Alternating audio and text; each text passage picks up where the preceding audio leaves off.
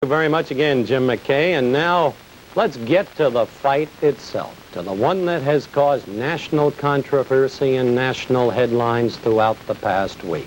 Let's go to the Central Maine Youth Center and fight announcer Johnny Addy. And the referee, ladies and gentlemen, the former heavyweight champion of the world, Jersey Joe Walcott.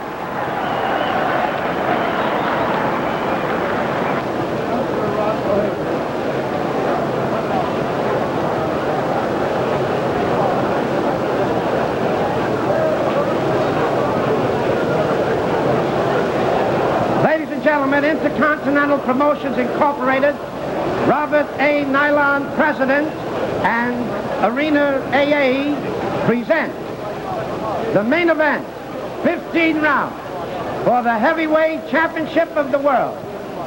The principals, introducing from Denver, Colorado, he's wearing black trunks, he weighs 215 1/4, the former heavyweight champion, and now the challenger, Sonny Liston.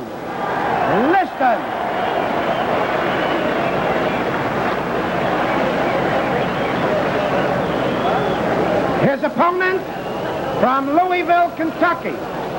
He's wearing white trunks. He weighs 206. The heavyweight champion of the world, Muhammad Ali.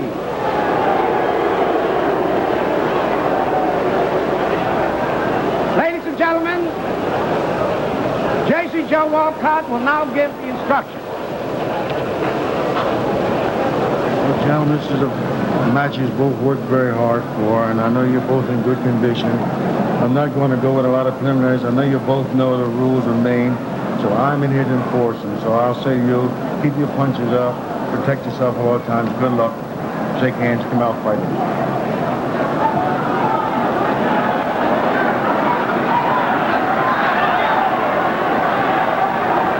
We're just about ready to go. Muhammad Ali saying a prayer in his corner before coming out to meet the challenger. And did you notice the way Liston was sweating under those hot lights? We're 15 seconds from the bell. Our ABC clock timing the fight will be superimposed at the bottom of your screens.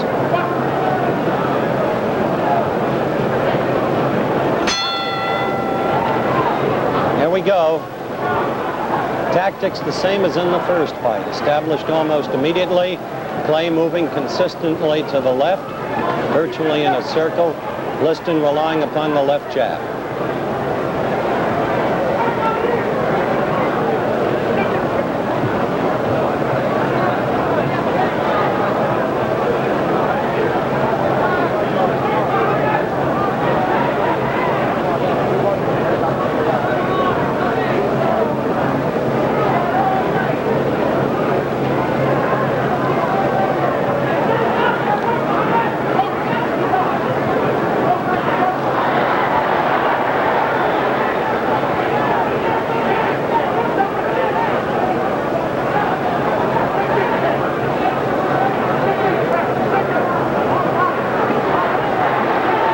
To 1 minute.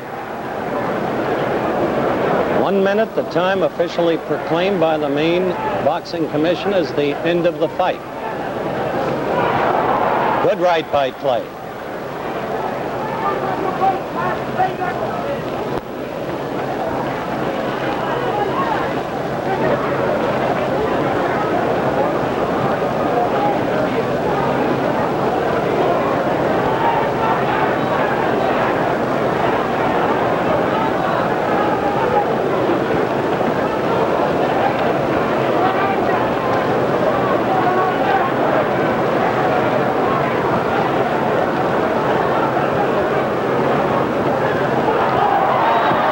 Did you see the punch? Did you see it?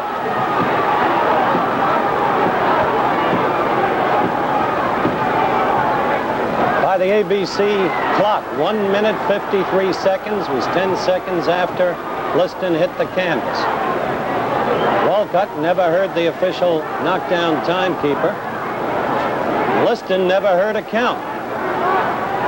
Walcott leaves the fighters. Liston still has reflexes. Look at him duck. Now Walcott has gotten information that Liston was down for a count of 10 and more. And so the fight is over, and Muhammad Ali is still the champion in a scene of bedlam, chaos, and confusion.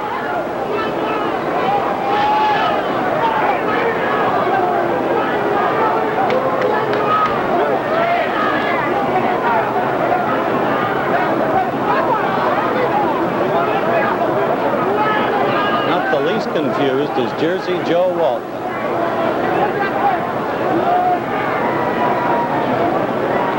The Liston frustration. Bandages come off. There is the confused one.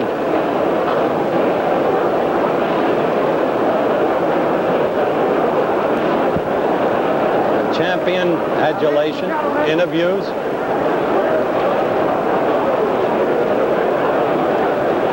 Gentlemen, the timekeeper counted out Liston in 1 minute of the first round. 1 minute of the first round, the winner. 1 minute of the first round, the winner by a knockout. And still the heavyweight champion of the world, Muhammad Ali. Isn't that incredible? That they should call it 1 minute. Off come the champion's bandages now.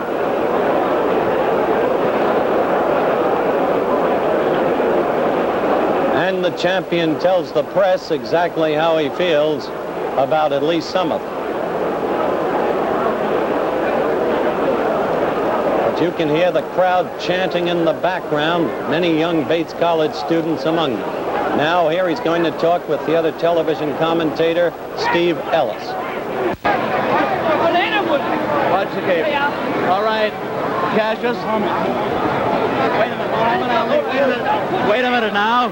Muhammad Ali, better known as Cassius Clay. Muhammad, what was the punch that won it for you? You're a real champion at this point.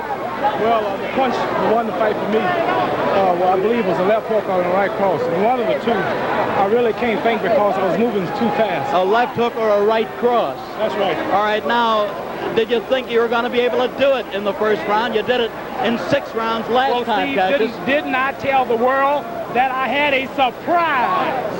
And that if I told you the surprise, you would not come to the fight. With me was Almighty Allah and his messenger, and I've been saying my prayers regular, living a righteous life, right. And as you see, what happened. Oh, wait a minute. Now, let me ask you this, if I may, Cassius. Wait a minute. Mohammed. All right, no, wait a minute. Okay, all right, Mohammed, tell me this. Did you think that Liston hit you with any kind of shot that maybe hurt you, any whack toward the body? No, he hit at my body, but he hit my arms instead. He hit your arms instead. I'm a little too fast, Steve, to be hit by slow fellas like You seemed very confident at the beginning. Why were you that confident coming out? I'm confident because Allah's with me and his messenger, Elijah Muhammad. All right, now, Muhammad, tell me this. What did you really knock him out with the left hook and the right smash? Well, I would like to see the videotape if you have it. All right, do we have the videotape? Yes, we do. Show you more. All right, we have the videotape, and let's try for viewers all over the world see what we had. Beautiful footwork. I was getting ready to come in there with a pretty right, but he was in the way. He was in the way. Yes, I must say this was an easy payday. My shape was so good, it really surprised me. I came in at Now you're going to hit him. Watch closely. Watch closely. Is it a right-hand counter? You tell us what it is. I think it was a right-hand counter, not the left hook that you talked about a while ago. Well, didn't I tell you that Liston said in my poem, I want the world to know that I apologize. This kid is so fast, he can't be touched, you know. Now watch this. Watch closely.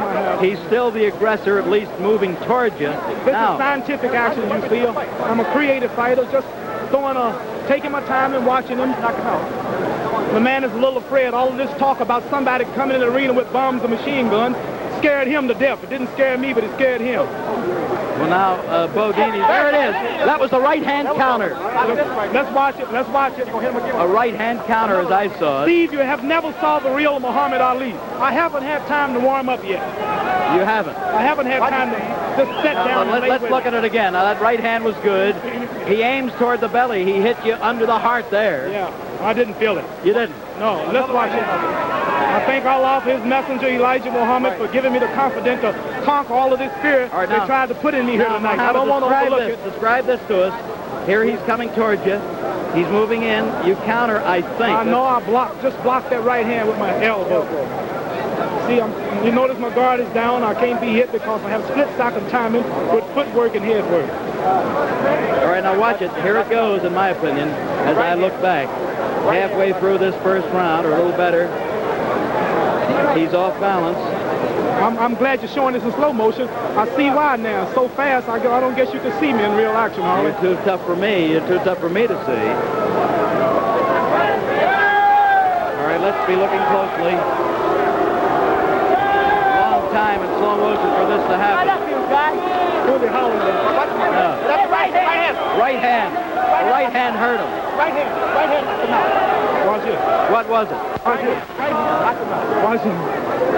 Did you think he was getting up? Oh, I knew he would fall early, but I wanted it to be about 3 or 4 minutes later. Why are you standing over him, I'm trying Muhammad? to tell the bum to get up and fight. People Why are pay you all the doing money. that? Tell me why. That was ABC's exclusive slow motion videotape coverage of the fight. We'll be back with the knockout in slow motion and again from a different camera angle in just a minute. Bigger fool.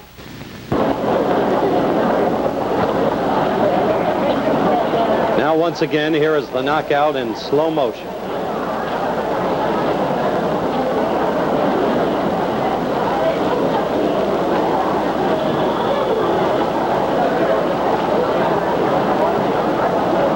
Just that time you saw the blow cleanly.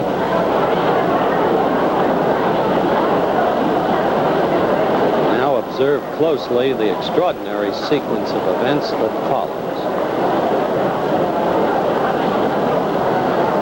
First, the refusal of the champion to go to a neutral corner.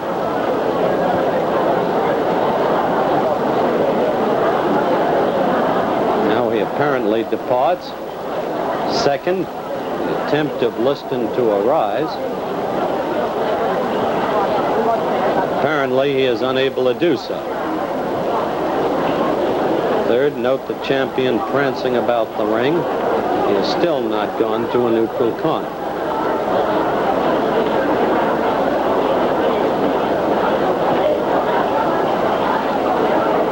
Fourth, the fight actually resumes.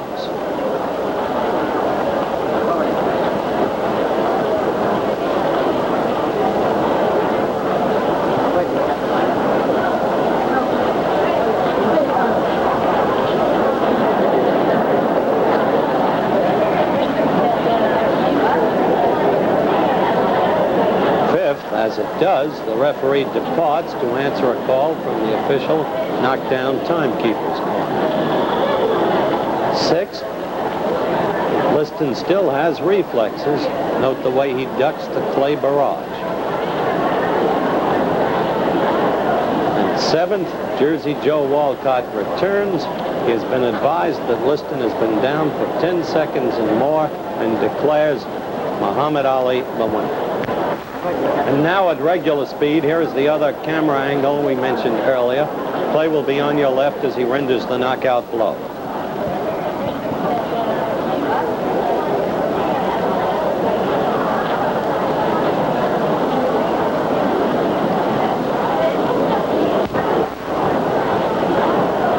And there you saw it once again. Now, before we go to Robert Riga, let's listen to some post-fight comments by Liston and Muhammad Ali. What happened when you tried to get up? Do you think the fight would stop before it should have? Well, only thing I was trying to pick up the count. He was trying to pick up the count. Did you hear the count? Did you know? No, I didn't. You didn't hear the count. He didn't hear the count, didn't know what it was. There was no count, he couldn't hear it. Was there a punch thrown before the right hand? No. How powerful was the punch in your opinion? It was fair. Hey, wait a minute. What is this? Fair punch. Said it was a fair punch. Sonny, did the punch surprise you? Clay says it was a new tactic, the counter right. It was a surprising punch. If you had picked up the count, would you have been able to continue? Yes, I If would. he picked up the count, he would be able to continue. Myself, I think so. He couldn't pick up any count at all. Yes. like to fight man? Well, I would say the #1 contender, Terrell, either one, yeah. Chavallo, either, but it don't make no difference. I'm in a position now where I can't squawk who's I might have to fight you. In the position now where he can't squawk and have to fight anybody. You seem to be in good humor. You hear it, Lester. Yeah. Ain't no use, ain't no sense of being in bad humor. Sonny, do you feel a disappointment at all? What actually are you Yes, feeling? I do. Feel real disappointed. I think it was because of my main point was to get him and get it over with. What was your plan? Were you going to try and get him early or stay with him? Well, I was going to stay with him. He got hit hard. I hit him with a punch that Jack Johnson used called the anchor punch. Stephen Fetcher, the old great Hollywood movie star, as I told you, he's working with me, and we were in secret training on something called the anchor punch. And this is a punch that Jack Johnson took to the graveyard with him. Nobody knew it but Stephen Fetcher, and it's a twist-like chopped right hand that is hard to see. And I told a few of you fellas when you were at Chicopee, Massachusetts at my training camp, if you can remember clearly, I was demonstrating the right. Do you remember? Why don't you show us how it went, Jack? Yeah. How does it go? It's a snap punch, and you can't punch it until the man is coming in at you. That's like a head-on collision. One car doing 50, hitting the back of another car going 50, doing the same way, it's not much shock. But you turn the car around and bring them together head-on, it's a shock. So the man, I had to time the man with my rhythm and bouncing where he was coming at me and where I was meeting him, and just, that's all. Goodbye, Jack. Twist. And you can't see it, but if you were hit with it, all of you'll be out. Muhammad was he... In boxing, when the championship of the world is at stake, defeat without punishment always creates doubts in the minds of the fans. I guess that's because of the great fighters we've had down through the years, the great fights, and the great pictures of those fights. Like this one, the day Jack Dempsey gave a tremendous beating to Gibbons in Shelby, Montana in 1923. Or this one, when Rocky Marciano won his world championship in the 13th round with his tremendous right hand to Jersey Joe Walcott's chin. There was never any doubt about this punch or about Marciano causing the damage. Or in the two fights with Eza Charles and the tremendous punishment Charles took and Marciano's battered face. It was all there for everyone to see. But in Lewiston, Maine, in the last heavyweight championship fight between Liston and Clay, there was a great deal of doubt. This is the first punch of the fight. Clay throwing a right hand over Liston's left jab. This is Clay's second right hand, the one many people thought was the best punch of the evening. It caught Liston on the chin, but he kept on fighting. And this sequence shows precisely what happened and how the punch in question was landed. Clay was circling to his left, as he always did in the first fight and in this fight. Then Sonny Liston threw his 17th jab. He was short with it. He missed on all 17 jabs of the fight. You'll notice Clay's hands. Both his gloves are below his belt. He's circling to his left, on his toe, and then suddenly he brings his right hand up over Liston's jab and connects on the side of Liston's head. He's pushing off his rear foot. His power is coming all through his body. He has every intention of landing the blow. Liston crumples. His gloves come together. And now if you look at Clay's feet, he's swinging to the right. He seems to be off balance. But the punch has landed. And then he follows through with a left hook, but of course it misses as Liston goes down. This is the punch which so many people did not see. Another question is, for a man like Liston, who had never been floored before, how can one punch like this put him down, especially when thrown by Clay so early in the fight? There is one theory that's very interesting, and that's the karate idea. The idea that a fighter throwing a particular punch in a particular style, as Clay can do because he has this great balance, this great speed which you need in karate, and the fact of the twisting motion at the waist, which a karate fighter always has, and the way when you bring the glove up, you turn your fist over. The karate people call this focusing the punch. A hook is like this, a jab is like this, but a karate punch is like this. I don't say, or no one says, that Clay intentionally threw a karate punch or that he planned this punch, but because of the nature of his style of fighting, it's perfect for throwing such a punch. And perhaps landing here on Liston's head and throwing it in his style, which is natural to him, it was very effective. This could have done it. However, with all the slow motion tape, with all the high-speed film, there is one question to be answered, and one question which photography will never show. And that's, what about the integrity of a fighter, his courage and his skill and his desire to win? No camera showed it that night in Miami when Liston stayed in his corner, and no camera showed it in Lewiston. The immortals, Jack Dempsey and Rocky Marciano, will discuss this idea in a little while. But right now, the famous referee, Ruby Goldstein and Howard Cosell. Thank you, Bob. And Ruby Goldstein is, of course, the most famous third man in the ring in boxing history. Ruby, you're in the ring. Guy gets knocked down. What do you do? Immediately, I see that the man that's caused the knockdown gets to a neutral corner, and in about 4 seconds, I'm back yelling the count into the man that's on the floor, which I pick up from the knockdown timekeeper. How do you hear it from the knockdown timekeeper? It usually comes to the count of 4. I hear it from the knockdown timekeeper in Madison Square Garden, the Bull clubs, or where they hold the fights. There is a loudspeaker, and it's very easy to hear. But someplace I wound up where you couldn't hear it in some smaller clubs, and we just read the lips of the announcer. Lip reading. Right. All right. Have you ever in your lifetime left the fighters to themselves, one fighter on the floor? No, you don't leave it, and I feel sorry for Joe Walcott. He's a fine man, very honorable man, interested in a lot of good work, but he had a tough man to handle, a man like Clay who kept roaming around in the vicinity where Liston was, yelling to get up, and it was difficult. At the same time, we've got to be reportorial about this, Ruby. Let's have a look. We had a special camera following Walcott during that period of action there, or chaos, however you want to put it. And I'd like your comments about Jersey Joe as we run the film of the fight and see exactly what he does. Now, there's Liston down. Now we're going to be going to Jersey Joe.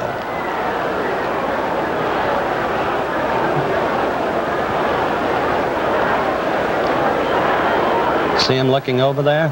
What would you have been doing? Well, if you notice, he's got a little difficulty there with Clay yelling and making motions. But he didn't even go to Clay. Well, he probably don't know where the knockdown timekeeper is sitting, and he probably doesn't hear what he's saying, and he's going over to find out what's going on. It is wrong, but I feel sorry for a fine guy like Walcott.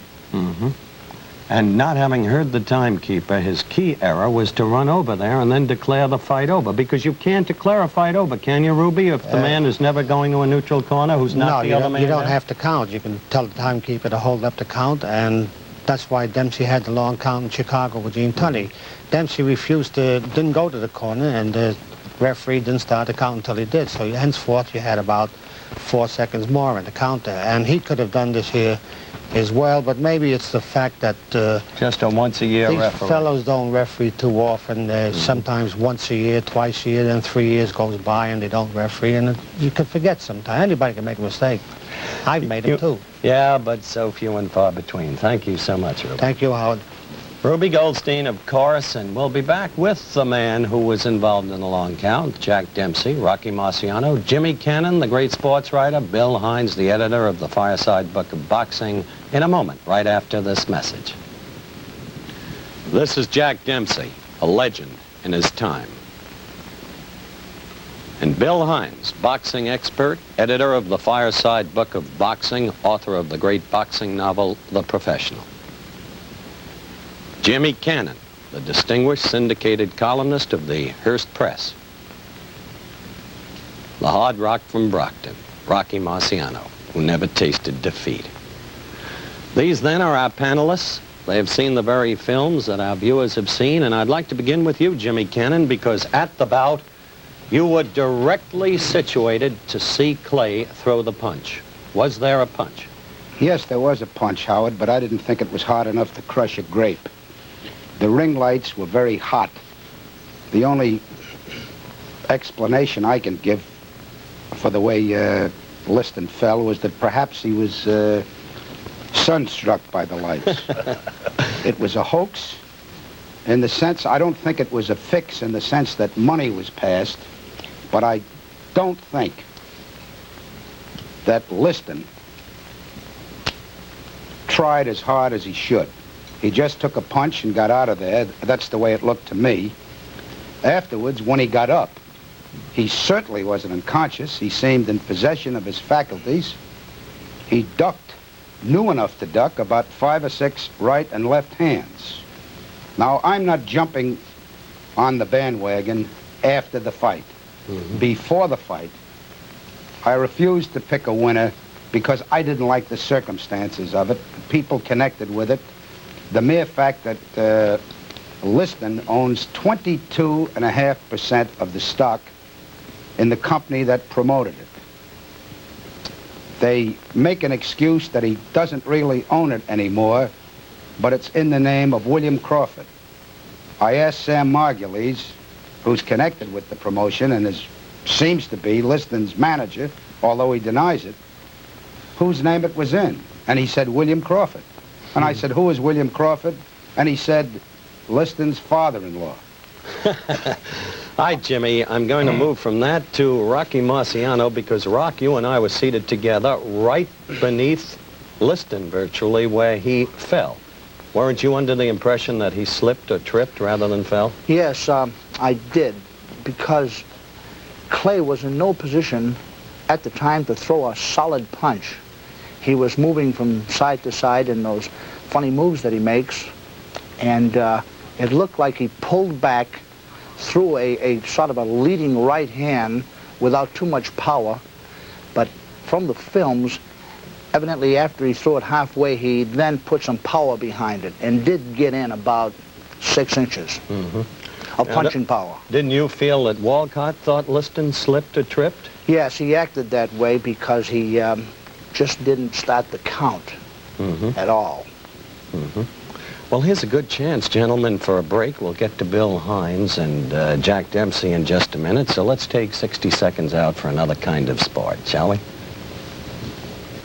All right, let's resume and let's talk to the Manasseh Mauler, Jack Dempsey. Jack, you deliberately did not look at that fight until today when you've seen the films. That's right. What's your view of the films? Well, there's very little to see, except I saw the punch, and the list looked very slow, and there was so much confusion, you can't tell what was going on. You think it was a knockout blow? Well, I don't know how hard he was hit. Not being on the receiving end, you never know just how hard these punches do come over, but I did see the punch go over. Earlier, you were quoted as saying that you didn't want to see the fight or even hear it because you expected that this kind of thing was going to happen. Well, I felt that something could happen, and I didn't want to, if you can't say something good, why say anything at all? I didn't want to say nothing. All right, Bill Hines, you edited the very film that the viewers have seen today. You satisfied that there was a sufficiency of force in that punch to knock out Liston? I think the answer, Howard, rests with Mr. Liston. If he couldn't get up, I think he belongs in Rochester, Minnesota, where the Mayo Clinic is. And if he wouldn't get up, I think he belongs in absentia. Which is where he'll likely be from here on in. I think so. Billy, the thing that puzzles me is the documented record shows that Liston had never before been felled, and Clay had never before been a one-punch knocker-outer. Now, in the wake of those facts, how could this have truly been a knockout punch? Well, I think you'd have to understand Liston's entire physical condition, and we're not sure of that. We're really not even sure how old he is. He says he's 31, and we say he's 31 plus. Certainly he looked like an old man, and as the two pros here can tell you, when you get to a certain age, you just don't live under a punch the way you did when you were young. So I think that's a factor too, Howard. Well, Rocky, when you were not so young really in your career, Archie Moore decked you with a short right that only traveled about 6 inches, didn't it? Yes, that was when I missed him with my own right hand and had the full force going, and Archie, the clever man, just stepped back just about 3 inches and hit me with the best counterpunch you ever saw. And coming in and he coming in, I just went straight forward. What do you think about when you go down? Well, you realize that you can be put down, and it's a frightening thing to know that you can be put down. The punch traveled just a short distance, and you say to yourself, he can do it again, I better be a lot more careful, or a lot more aggressive, either one. Was Clay's punch at all like Moore's? No, not really. I thought he just started it more or less to parry, and all of a sudden he saw the opening and he threw some power at the last moment. I've noticed that on the film here. He didn't have his body behind it or any real follow through. It was just a over the right arm and right on the chin. It could have hit him in a good spot and just confused him very much. Well, as our viewers can see, that punch continues to remain very much in dispute. Our guests have been Jimmy Cannon, Jack Dempsey, Rocky Marciano, and Bill Hines. Thank you, gentlemen. The mystery of the punch unanswered.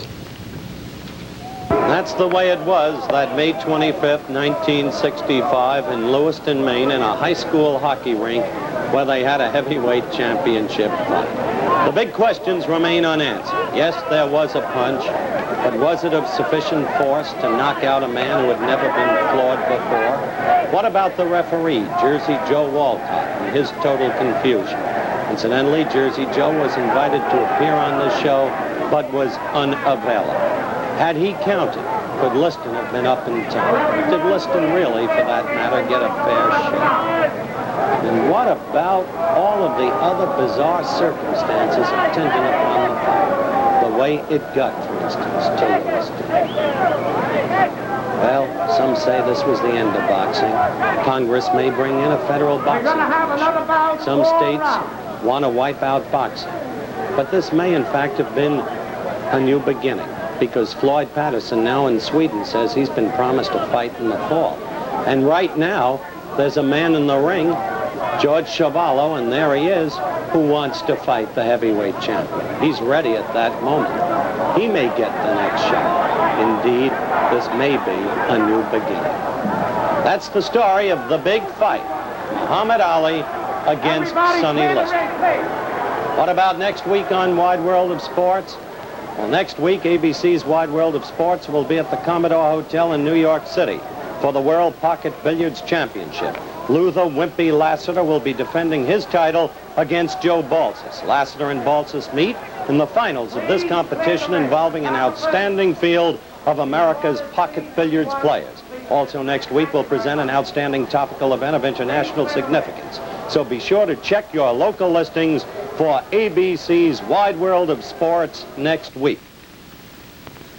The executive producer of ABC's Wide World of Sports is Rue Knowledge. The Clay Liston segment was produced for ABC by Jim Spence and Jim Colligan and directed by Marshall Diskin, Bob Delaney, and John Sedgwick. Parachuting coverage produced by Jack Lubell and directed by William Bennington. Today's remote pickups were by ABC New York and Hollywood.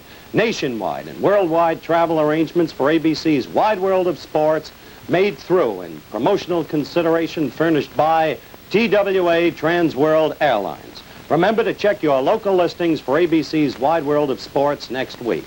Now, this is Howard Cosell saying so long. The preceding program was pre-recorded.